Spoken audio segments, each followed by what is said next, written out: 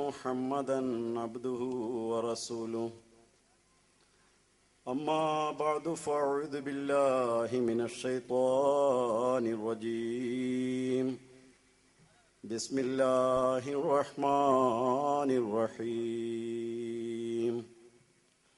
اللهم صل على محمد وعلى آل محمد وبارك وسلم إنك حميد مجيد اللهم بارك على محمد وعلى آل محمد كما باركت على إبراهيم وعلى آل إبراهيم إنك حميد مجيد رب اشرح لي صدري ويسر لي أمري واحلل عقدة من لساني يفقهوا قولي.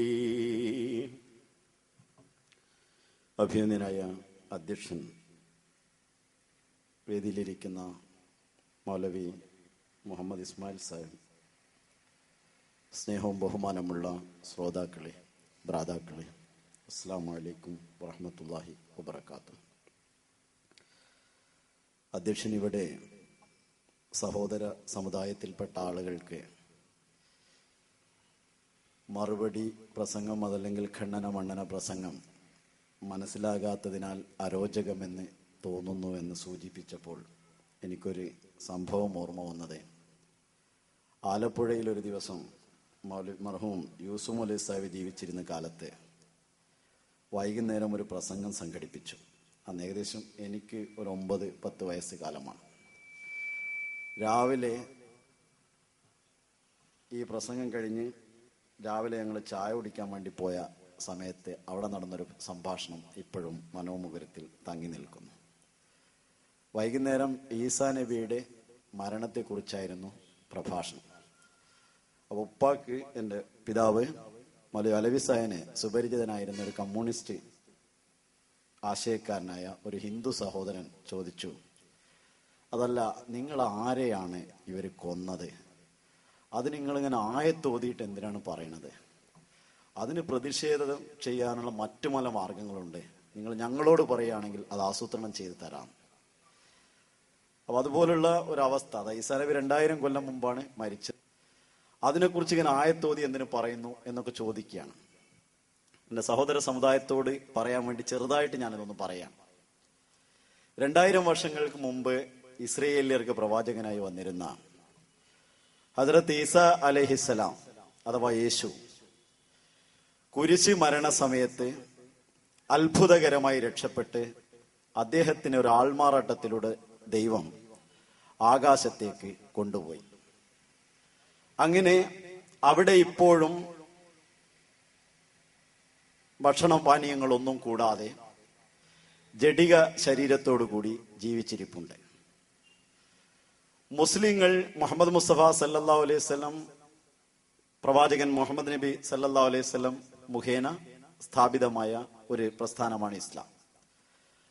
മുസ്ലിങ്ങൾ അവരുടെ ഇസ്ലാമിനെ കൈവിട്ട് അവർക്ക് ശോച്യാവസ്ഥ, ആത്മീയവും ഭൗതികവുമായിട്ടുള്ള ശോച്യാവസ്ഥ വരുമ്പോൾ അവർക്ക് അതിന് മോചകനായി ആകാശത്ത് ജീവിച്ചിരിക്കുന്ന യേശുവാണ് തിരിച്ചു വരേണ്ടതെന്ന് അവർ വിശ്വസിക്കുന്നു. ക്രിസ്ത്യാനികളും അങ്ങനെയല്ല. യേശു കുരിശിൽ തറക്കപ്പെട്ടാലും അവിടെ മരിച്ചാലും 3-ാം നാൾ ഉയർത്തെഴുന്നേറ്റ് ആകാശത്തേക്ക് പോയി അവസാന കാലഘട്ടത്തിൽ മിന്നൽ പോലെ കിഴക്ക് പ്രത്യക്ഷപ്പെടുന്ന മിശീഹ വരും, ഞങ്ങളെ എല്ലാവരെയും സ്വർഗരാജ്യത്തിലേക്ക് കൊണ്ടുപോകുമെന്ന് അവരും വിശ്വസിക്കുന്നു. എപ്രകാരം യഥായഥായി ധർമ്മസ്യ ഗ്ലാനിർഭവതി ഭാരത അഭ്യുത്ഥാനമ ധർമ്മസ്യ തദാത്മാനം സജാമ്യഹം പരിത്രാണായ സാധൂനാം വിനാശായ ചതുഷ്കൃതാം ധർമ്മ സംസ്ഥാപനാർത്ഥായ സംഭവാമി യുഗേ യുഗേ. ധർമ്മത്തിന് ക്ഷയം സംഭവിക്കുകയും അധർമ്മം പെരുകുകയും ദുഷ്ടന്മാർ വർദ്ധിക്കുകയും ശിഷ്ടന്മാർ കുറഞ്ഞു വരികയും ചെയ്യുമ്പോൾ ധർമ്മ സംസ്ഥാപനത്തിന് വേണ്ടിയും ശിഷ്ടന്മാരെ രക്ഷിക്കുന്നതിന് വേണ്ടിയും ദുഷ്ടന്മാരെ ഹനിക്കുന്നതിന് വേണ്ടിയും യുഗായുഗങ്ങളിൽ ഞാൻ അവതാരമെടുക്കുമെന്ന് മഹാനായ കൃഷ്ണൻ അർജുനനെ ഉപദേശിച്ച് പറഞ്ഞ ഒരു ഉപദേശം ഗീതയിൽ നമുക്ക് സുപരിചിതമാണ്. ആ കൃഷ്ണാവതാരം പുനർജന്മത്തിലൂടെയാണെന്ന് ഹിന്ദുക്കളിലെ അധിക ഭാഗം ആളുകളും വിശ്വസിക്കുന്നു. എന്നാൽ ഇവിടെ പുനർജന്മമല്ല, ഒരാള് ഇപ്പോഴും അവിടെ തന്നെ ജീവിച്ചിരിപ്പുണ്ട്, അദ്ദേഹമാണ് തിരിച്ചു വരേണ്ടത് എന്നാണ് ഇവിടെ വാദിക്കുന്നത്. ഇവിടെ ഒരു ചെറിയ പ്രശ്നമുണ്ട്. യേശു പോയത് 2000 വർഷങ്ങൾക്ക് മുമ്പാണ്. ഈ 2000 വർഷങ്ങൾക്ക് മുമ്പ് പോയിട്ടില്ല. അദ്ദേഹം ഒരു സാധാരണ മനുഷ്യനായ ദൂതനായിരുന്നു. അദ്ദേഹം തന്റെ ദൗത്യ നിർവഹണാനന്തരം സാധാരണ പ്രവാചകൻ മരിച്ചു പോകുന്നത് പോലെ മരിച്ചുപോയെന്നും അദ്ദേഹം ഒരിക്കലും ഇനി തിരിച്ചു വരികയില്ല എന്നും അഹമ്മദി മുസ്ലിങ്ങൾ വിശുദ്ധ ഖുർആന്റെയും തിരുഹദീസിന്റെയും അടിസ്ഥാനത്തിൽ വിശ്വസിക്കുന്നു. അതല്ല, അദ്ദേഹം ആകാശത്ത് ജീവിച്ചിരിപ്പുണ്ട്, അദ്ദേഹം തന്നെ തിരിച്ചു വരുമെന്നാണ് അവരുടെ വാദം. ഈ ഒരു വാദത്തിന്റെ ഇടയിൽ വരാനുള്ള യേശു പ്രവാചകനായിട്ടാണ് വരിക എന്നാണ് മുഹമ്മദ് നബി സല്ലല്ലാഹു അലൈഹി വസല്ലം പറഞ്ഞത്. അപ്പോൾ ഞങ്ങൾ പറഞ്ഞു അതങ്ങനെയല്ല. ഉദാഹരണമായി ഞങ്ങൾ കൃഷ്ണനെ കുറിച്ചും അങ്ങനെയാണ് പറയുന്നത്. ദൈവത്തിന്റെ ദർപ്പണമായി മനുഷ്യർക്ക് ദൈവത്തിന്റെ ഗുണങ്ങളെ കാണിച്ചു കൊടുക്കുന്ന ആളുകൾ ദൈവികരായിട്ട് അറിയപ്പെടുന്നു. എപ്രകാരം കൃഷ്ണൻ ഒരു കാലത്ത് ശിഷ്ടന്മാരെ രക്ഷിക്കുന്നതിനും ദുഷ്ടന്മാരെ ഹനിക്കുന്നതിനും വന്നോ, അതേപോലെ തന്നെ ധർമ്മത്തിന് ക്ഷയം സംഭവിക്കുന്ന കാലഘട്ടത്തിൽ അഥവാ കലിയുഗത്തിൽ അദ്ദേഹത്തിന്റെ പ്രതിപുരുഷനായി ഒരാൾ വരുമെന്നാണ് ഈ പ്രവചനത്തിന്റെ ലക്ഷ്യം എന്ന് ഞങ്ങൾ വിശ്വസിക്കുന്നു. അതേപോലെ യേശു വരിക എന്ന് പറഞ്ഞാൽ യേശു തനിയെ വരുന്നതല്ല, മറിച്ച് അദ്ദേഹത്തിന് സദൃശനായ ഒരാൾ വരുമ്പോൾ അദ്ദേഹത്തിന്റെ ഗുണഗണങ്ങളുള്ള ഒരാളെ കുറിച്ച് പരിചയപ്പെടുത്തിയതാണ് മുഹമ്മദ് നബി എന്നാണ് ഞങ്ങൾ പറയുന്നത്. ആ പരിചയപ്പെടുത്തിയ മുഹമ്മദ് നബി അദ്ദേഹം പ്രവാചകനായിരിക്കുമെന്ന് പറഞ്ഞിട്ടുണ്ട്. അപ്പോൾ ഞങ്ങളുടെ എതിരിലുള്ള വിഭാഗം പറയുന്നത് പ്രവാചകൻ മുഹമ്മദ് നബിയോട് കൂടി പ്രവാചകത്വ പരമ്പരയ്ക്ക് പരിസമാപ്തി കുറിച്ചിരിക്കുന്നു. ഇനി ഒരു നബിയും ഇങ്ങോട്ട് വരികയില്ല. അപ്പൊ ഞങ്ങൾ ചോദിക്കുന്നത്, അപ്പൊ ഈസാ നബി വരുന്നതോന്നാ? അപ്പൊ അവർ പറയുന്നത് അത് നബി, പുതിയ നബിയല്ല, പഴയ നബിയാണെന്ന്. ഒന്നുകൂടി നിങ്ങൾക്ക് മനസ്സിലാക്കാൻ പറയുകയാണെങ്കിൽ, ഒരാൾ രോഗിക്ക് ഡോക്ടർ കൽപ്പിക്കുന്നത് അരിഭക്ഷണം കഴിക്കരുത് എന്നാണ്. അപ്പൊ അവര് പറയാണ് അതെന്നാ പഴഞ്ചോറ് എടുത്ത് കൊണ്ടുപോവാ, അത് കഴിക്കാമല്ലോ എന്നാണ്. പുതിയ അരിഭക്ഷണം കഴിക്കേണ്ട, നമ്മൾ പഴയ അരിഭക്ഷണം കഴിക്കാമല്ലോ. നബി വരാനില്ല എന്ന് പറയുന്ന അതേ ശാസ്ത്രത്തിൽ പഴയ നബി വരാം എന്നാണ് പറയുന്നത്. മറ്റൊരു വിധത്തിൽ ഇതിനെ പറഞ്ഞാൽ അവസാനത്തെ പ്രവാചകൻ മുഹമ്മദ് നബിയാണ്. നമ്മൾ 11 മണിക്ക് ഒരു ലാസ്റ്റ് വണ്ടി ഉണ്ട് എന്ന് പറഞ്ഞാൽ പിന്നെ 12 മണിക്ക് ഒരു ലാസ്റ്റ് വണ്ടിയും കൂടി ഉണ്ട്. അവസാനത്തെ പ്രവാചകൻ, ലാസ്റ്റ് വണ്ടി പിന്നെയും വരും. അതായത് അവസാനത്തെ പ്രവാചകൻ മുഹമ്മദ് നബിയാണ്, അവസാനം വരുന്ന ആള് ഈസാ നബിയാണ്.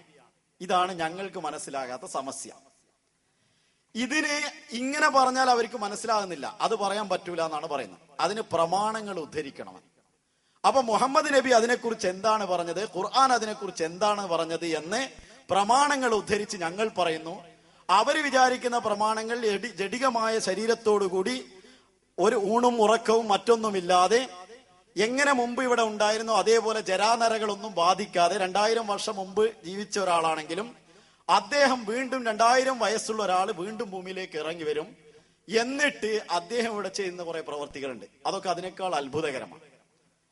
ഒന്നാമത് യേശു അവിടുന്ന് വരുമ്പോൾ ക്രിസ്ത്യാനികൾ അവരുടെ റഡാറിൽ ഇത് കാണും. നേരെ വൈറ്റ് ഹൗസിലേക്ക് കൊണ്ടുപോകും. അതിൽ യാതൊരു തർക്കവുമില്ല. മറ്റൊരു പ്രധാന പ്രശ്നം, കുരിശിനെ ഒരിക്കലാണ് അദ്ദേഹം കുരിശിച്ചത്. അങ്ങനെയാണ് അതിൽ നിന്ന് രക്ഷപ്പെടുത്താനാണ് അള്ളാഹ് കൊണ്ടുപോയത്. വരുന്ന യേശു താഴെ കാണുന്നത് നിറയെ കുരിശുകളാണ്. എവിടെ നോക്കിയാലും കുരിശ്, ഏത് കന്നീസയുടെ മുകളിലും കുരിശ്, കോൺക്രീറ്റ് കുരിശുകൾ, ലോഹത്തിന്റെ കുരിശുകൾ, പല കുരിശുകൾ. ഒരു പക്ഷേ അദ്ദേഹം വരുന്നതോടുകൂടി ഇത് കണ്ടാൽ അള്ളാഹ് ഞാൻ ഒന്ന് കണ്ടു പോയതാണ് എന്ന് പറഞ്ഞ് തിരിച്ചു പോകാൻ എന്താണ് പരിപാടി എന്നായിരിക്കും അദ്ദേഹം ഒരൊറ്റ ഓട്ടം തിരിച്ചോടാനും സാധ്യതയുണ്ട്. എന്നാൽ ഇതിനൊന്നും ബുദ്ധിപരമായിട്ടുള്ള തെളിവുകൾ നിരത്തേണ്ട എന്നാണ് ഞങ്ങളോട് പറയുന്നത്. ഖുർആൻ ആണെങ്കിലോ ബുദ്ധിയെക്കുറിച്ച് 200ഓളം സ്ഥലങ്ങളിൽ അപ്പീൽ ചെയ്യുന്നുമുണ്ട്. ഇനി അദ്ദേഹം വരുമ്പോൾ അദ്ദേഹത്തിന്റെ ജോലി എന്താണെന്ന് അറിയുമോ? ഒന്നാമത്തെ ജോലി കുരിശുടക്കലാണ്. അങ്ങനെ അദ്ദേഹം കുരിശുടക്കാൻ വേണ്ടി ഇറങ്ങി 2000 വർഷം മുമ്പ് വന്ന ആള് ഒരു ഹാമറോ വാളോ എന്തെങ്കിലും എടുത്ത് കുരിശുടക്കാനുള്ള യജ്ഞത്തിലേക്ക് ലോകസഞ്ചാരം നടത്തും. അങ്ങനെ അമേരിക്കയിലും ബ്രിട്ടനിലുമുള്ള എല്ലാ കുരിശുകളും മുടക്കും. അവസാനം അദ്ദേഹത്തെ കണ്ടാൽ ക്രിസ്ത്യാനി സ്ത്രീകൾ ഓടിപ്പോകും. കാരണം കഴുത്തിൽ അവരുടെ കുരിശുണ്ട്. അതേപോലെ വീട്ടിലും പെട്ടിയിലും പണം വെക്കുന്ന പെട്ടികളിലും ഒക്കെ കുരിശ് വെച്ചിട്ടുണ്ട്. ഇതൊക്കെ അദ്ദേഹം തേടിപ്പിടിച്ച് ഉടക്കുമ്പോഴേക്കിന് എത്ര കൂടിയാലും എത്ര ചുരുക്കി പറഞ്ഞാലും ഒരു 10,000 കൊല്ലമെങ്കിലും ആവശ്യം വരുമെന്ന് ഒരു ഏകദേശ കണക്ക് കൂട്ടിയാൽ നിങ്ങൾക്ക് മനസ്സിലാവും. അങ്ങനെ അദ്ദേഹം കുരിശൊക്കെ ഉടച്ച് റെഡിയായി വരും. ഇതൊക്കെ അവര് പറയുന്നതാണ്. ഇതിനെയാണ് ഞങ്ങൾ എതിർക്കുന്നത്. ഞങ്ങൾ പറയുന്നത് മനസ്സിലാവുന്നില്ല എന്ന് പറഞ്ഞുകൊണ്ട് ഞാൻ പറയാം. അങ്ങനെ അദ്ദേഹം വന്ന പിന്നെ അദ്ദേഹത്തിനുള്ള ജോലി യഖ്തുലുൽ ഖിൻസീറ, പന്നിയെ കൊല്ലുമെന്നാണ്. അങ്ങനെ അദ്ദേഹം ആഫ്രിക്കൻ മഴക്കാടുകളിലും അതേപോലെ ഇന്ത്യയിലുള്ള കുറ്റിക്കാടുകളിലും അങ്ങനെ അമേരിക്കയിലുള്ള ഫാമുകളിലും നടന്ന് പന്നികളെ ഒരു വലിയ നായാട്ട് നടത്തും. അങ്ങനെ എല്ലാ പന്നികളെയും കൊന്ന് ഒരു നബിക്ക് കൊടുക്കുന്ന ഡ്യൂട്ടിയാണിത്. അങ്ങനെ എല്ലാം വെട്ടിക്കൊന്ന് റെഡിയാക്കിയിട്ട് ലോകത്തിന് പന്നി എന്ന് പറഞ്ഞ സാധനം ഇല്ല എന്ന് ഉറച്ചു വരുമ്പോ ഇനി അദ്ദേഹത്തിന് മറ്റൊരു ജോലിയുണ്ട്. യതസവ്വജു വയൂലദു, അദ്ദേഹം കല്യാണം കഴിക്കും, കുട്ടികളുണ്ടാവും. അപ്പം ഒരു 500 വയസ്സുള്ള പെണ്ണെങ്കിലും വേണം ഏകദേശം ഒന്ന് കുഫു വെക്കണമെങ്കിൽ. 2000 വയസ്സുള്ള ആളാണല്ലോ. അങ്ങനെ 500 വയസ്സെങ്കിലും ഉള്ള ഒരു സ്ത്രീയെ കണ്ടുപിടിക്കുക. അല്ലെങ്കിൽ ഇപ്പൊ അതിനൊക്കെ സമ്മതം മൂളി 17കാരിയെ തന്നെ കണ്ടുപിടിച്ചെന്നിരിക്കട്ടെ. ഇതുവരെ അദ്ദേഹത്തിന്റെ പണി കുരിശൊടക്കലും പന്നിയെ കൊല്ലലും അതൊക്കെ സ്വന്തമായിരുന്നു. ഇനി അദ്ദേഹത്തിന്റെ പണിക്ക് മുസ്ലിയാക്കന്മാരുടെ സഹായം വേണം. കാരണം നിക്കാഹ് ഓതി കൊടുക്കണം, ഒരു കല്യാണം കഴിപ്പിക്കണം, അതിനൊക്കെ ഇവരെന്തായാലും വേണം. അങ്ങനെ അതൊക്കെ കഴിഞ്ഞ് അതിൽ കുട്ടികളുണ്ടാവും. ഇങ്ങനെയുള്ള ഒരു ഇതിഹാസവൽക്കരിക്കപ്പെട്ട ഒരു ക്രിസ്തുവിനെ കുറിച്ച്, യേശുവിനെ കുറിച്ചുള്ള വരവിനെ കുറിച്ച് അവർ ഞങ്ങളോട് പറയുന്നു. ഞങ്ങൾ പറയുന്നു ഇതൊക്കെ സിംബോളിക് വിവരണങ്ങളാണ്.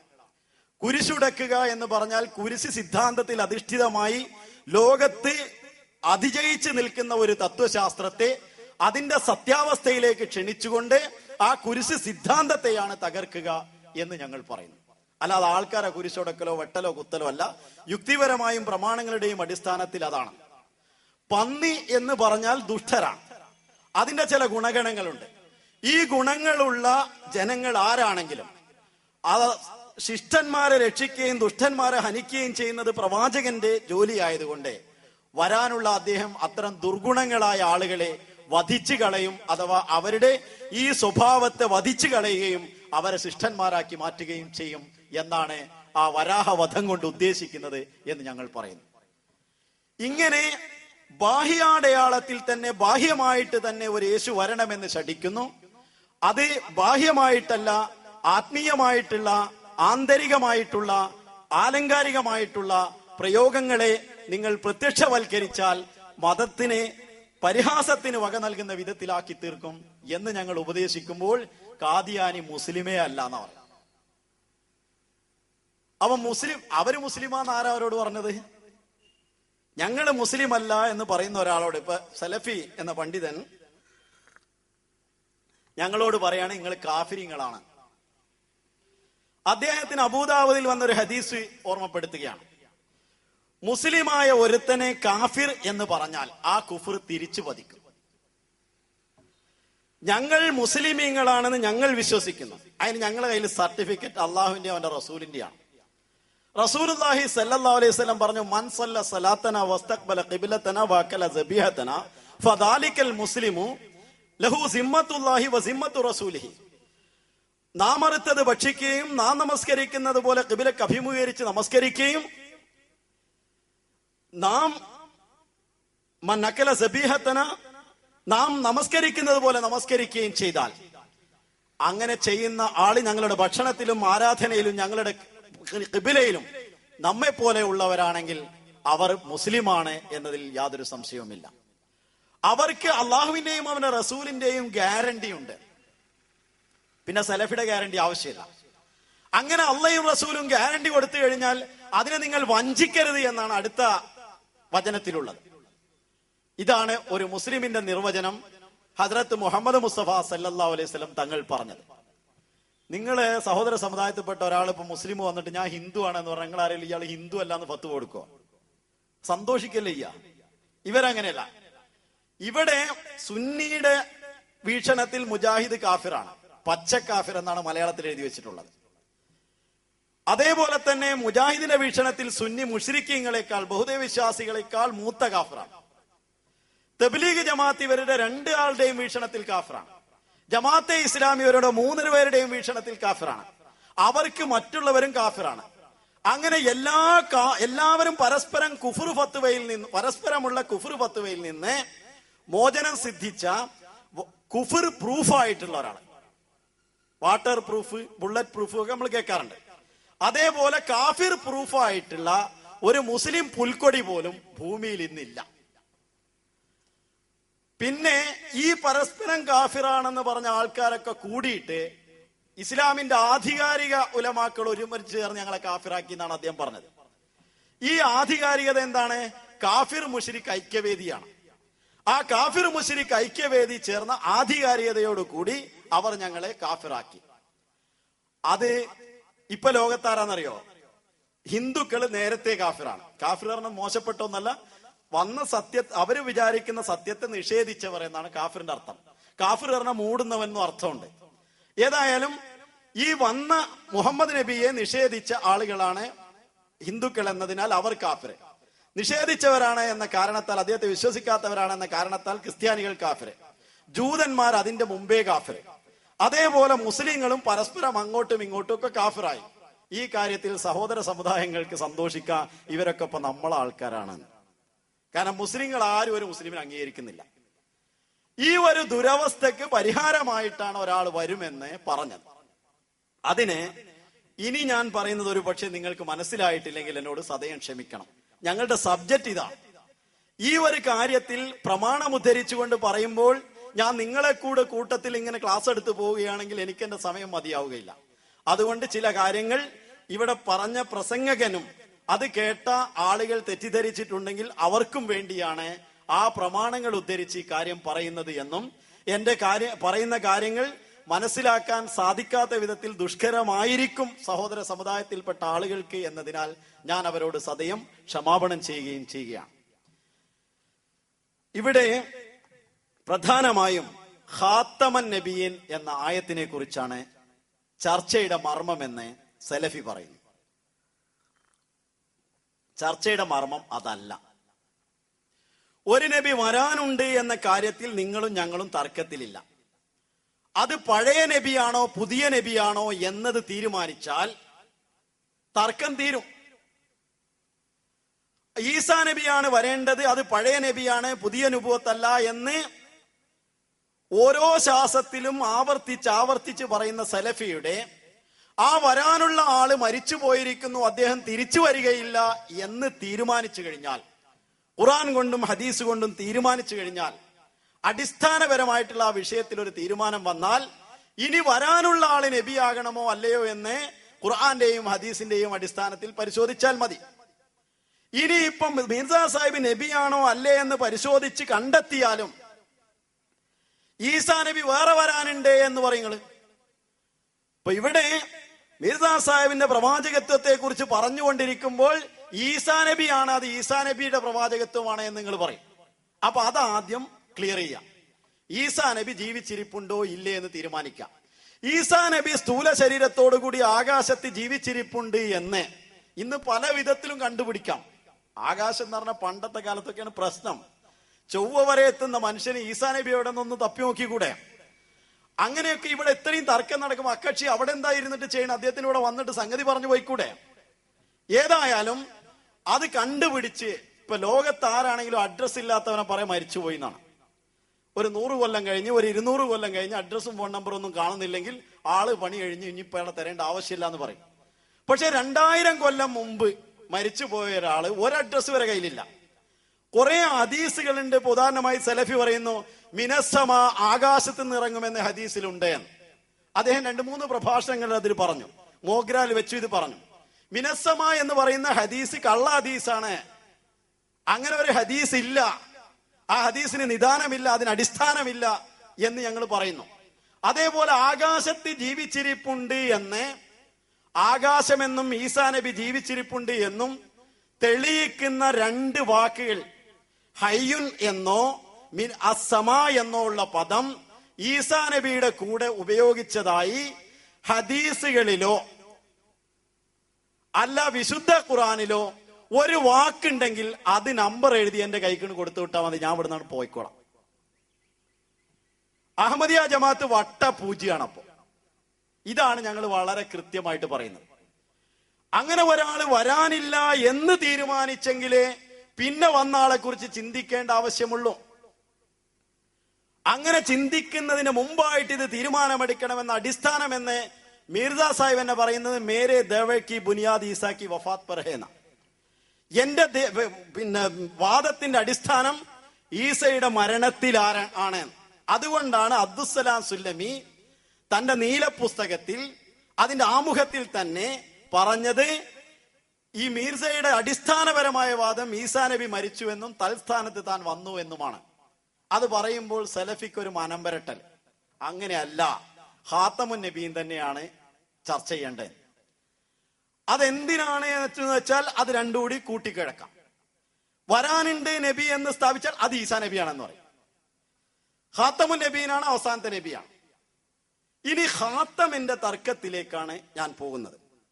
വിശുദ്ധ ഖുർആൻ പറയുന്നു, മാ കാന മുഹമ്മദുൻ നബാ അഹദിൻ മിർ റിജാലികും വലാകിർ റസൂലല്ലാഹി വഖാതമൻ നബിയ്യീൻ വകാനല്ലാഹു ബികുല്ലി ഷൈഇൻ അലീമാ. സൂറത്തുൽ അഹ്സാബ് 33-ാമത്തെ അധ്യായം 41-ാമത്തെ വചനം. മുഹമ്മദ് നിങ്ങളിൽ ഒരു പുരുഷന്റെയും പിതാവല്ല, ആയിരുന്നില്ല, ഇപ്പോഴല്ല, ഇനി ആവുകയുമില്ല. അങ്ങനെയും ഇതിനെ തർജ്ജമ ചെയ്യാം. പുരുഷൻ എന്ന് പറഞ്ഞാൽ ദക്കറുൻ ബാലിഗുൻ, അതായത് പ്രായപൂർത്തി എത്തിയ ആളാണ് റിജാൽ, റജുല്. പ്രായപൂർത്തി എത്തിയ ഒരു പുരുഷന്റെയും അദ്ദേഹം പിതാവായിട്ടില്ല. എന്തിനാണ് അങ്ങനെ പറയേണ്ടി വന്നത്? ഖുർആന്റെ മുമ്പ് ഖുർആൻ വിവരിക്കുന്ന പശ്ചാത്തലം, തഫ്സീറിലല്ല, ഖുർആനിൽ വിവരിക്കുന്ന പശ്ചാത്തലം. അതാണ് ഞാൻ പറയുന്നത്. സെയ്ദ് റളിയല്ലാഹു തആല അൻഹു മുഹമ്മദ് നബിയുടെ വളർത്തുപുത്രനാണ്. അന്ന് തന്റെ പുത്രനായിട്ട് അദ്ദേഹം സ്വീകരിച്ചിരിക്കുക. അറബികൾ അങ്ങനെ പുത്രനായി സ്വീകരിച്ചാൽ സ്വന്തം പുത്രനെ പോലെയാണ് അവരോട് പെരുമാറാറുള്ളത്. മുഹമ്മദ് നബിയെ കുറിച്ച് മുമ്പ് അവിടെ ഒരു ആക്ഷേപമുണ്ട്. ആക്ഷേപം എന്താണ്? സന്താനരഹിതൻ എന്നാണ്. അതിനെ വിശുദ്ധ ഖുർആനിൽ ഒരു ആയത്തിറങ്ങിക്കൊണ്ട് ഇന്ന ഷാനിയക ഹുവൽ അബ്തർ, നിന്നെ ആക്ഷേപിക്കുന്ന നിന്റെ ശത്രുക്കളാണ് സന്താനരഹിതരെന്ന് അവർക്ക് ബോധ്യപ്പെടുമെന്ന്. അപ്പോ രഹിതനാണ് എന്നതിന് വിശുദ്ധ ഖുർആനിൽ നൽകിയിട്ടുള്ള ഒരു മറുപടിയാണ് വാസ്തവത്തിൽ നിന്റെ ശത്രുക്കളാണ് സന്താനരഹിതർ എന്ന്. അതിന് കാരണമുണ്ടായി. അബൂജഹലാണ് മുഹമ്മദ് നബിയുടെ പ്രത്യക്ഷ വിരോധി. അദ്ദേഹത്തിന്റെ മകനാണ്, ഔരസ സന്താനമാണ് ഇക്രിമ. ആ ഇക്രിമ മുഹമ്മദ് നബിയിൽ വിശ്വാസം അർപ്പിച്ച് മുഹമ്മദ് നബിയുടെ ആത്മീയ സന്താനമായി മാറുന്നു. അതേപോലെ തന്നെ മുഗീറ മുഹമ്മദ് മുസ്തഫ സല്ലല്ലാഹു അലൈഹി വസല്ലമയുടെ ശത്രുവാണ്. അദ്ദേഹത്തിന്റെ മകൻ ഖാലിദ് ബിൻ വലീദ്, മുഗീറയുടെ മകൻ വലീദ്, വലീദിന്റെ മകൻ ഖാലിദ് ബിൻ വലീദ് അവസാനം മുഹമ്മദ് മുസ്തഫ സല്ലല്ലാഹു അലൈഹി വസല്ലമയ്ക്ക് വേണ്ടി ജീവൻ ആഹൂതി ചെയ്യാൻ സാധിച്ചില്ലല്ലോ എന്ന് പറഞ്ഞാണ് മരിക്കുന്നത്. അത് മുഹമ്മദ് നബിയുടെ മകനായി മാറുന്നു. ഇങ്ങനെ മുഹമ്മദ് നബി സല്ലല്ലാഹു അലൈഹി വസല്ലം തങ്ങളെ ധിക്കരിച്ചിരുന്ന, അദ്ദേഹത്തെ നശിപ്പിക്കാൻ ശ്രമിച്ചിരുന്ന ശത്രുക്കളുടെ മക്കളൊക്കെ മുഹമ്മദ് നബിയുടെ മക്കളായി മാറി. ആ കാര്യമാണ് വിശുദ്ധ ഖുർആൻ എടുത്തു പറഞ്ഞത്. ആ സാഹചര്യത്തിൽ തന്നെയാണ് സെയ്ദിനെ തന്റെ വളർത്തു മകനായിട്ട് മുഹമ്മദ് മുസ്തഫ സല്ലല്ലാഹു അലൈഹി വസല്ലം സ്വീകരിച്ചിട്ടുള്ളത്. സെയ്ദിന് തന്റെ ബന്ധുവായ സൈനബ് റളിയല്ലാഹു തആല അൻഹയെ, അമ്മായിയുടെ മകളായ സൈനബ് റളിയല്ലാഹു തആല അൻഹയെ വിവാഹം ചെയ്തു കൊടുക്കുന്നു മുഹമ്മദ് നബി സല്ലല്ലാഹു അലൈഹി വസല്ലം. സെയ്ദ് ഒരു ദീർഘകാലം അടിമ എന്ന കളങ്കമുള്ള ആളാണ്. സൈനബ് വളരെ കുലീനതയുള്ള ഒരു കുടുംബത്തിൽപ്പെട്ട ആളുമാണ്. ഇവർ തമ്മിലുള്ള ബന്ധത്തിൽ അസ്വാരസ്യങ്ങളും സ്വരച്ചേർച്ച ഇല്ലായ്മയും ഉണ്ടാകുന്നു. അതിനുശേഷം മുഹമ്മദ് മുസ്തഫ സല്ലല്ലാഹു അലൈഹി വസല്ലം തങ്ങൾ അവരെ ശരിയാക്കാൻ വേണ്ടി ശ്രമിക്കുന്നുവെങ്കിലും അത് ശരിയാകാത്ത വിധത്തിലായി എന്നും അവർ ഒരിക്കലും ശരിയാവുകയില്ലെന്ന് റസൂലുള്ളാഹി സല്ലല്ലാഹു അലൈഹി വസല്ലമക്ക് മനസ്സിലാവുകയും ചെയ്യുന്നു. അങ്ങനെ സെയ്ദ് റളിയല്ലാഹു തആല അൻഹു സൈനബ് റളിയല്ലാഹു തആല അൻഹയെ വിവാഹമുക്തയാക്കുന്നു, തലാഖ് കൊടുക്കുന്നു. അതിനുശേഷം വിവാഹം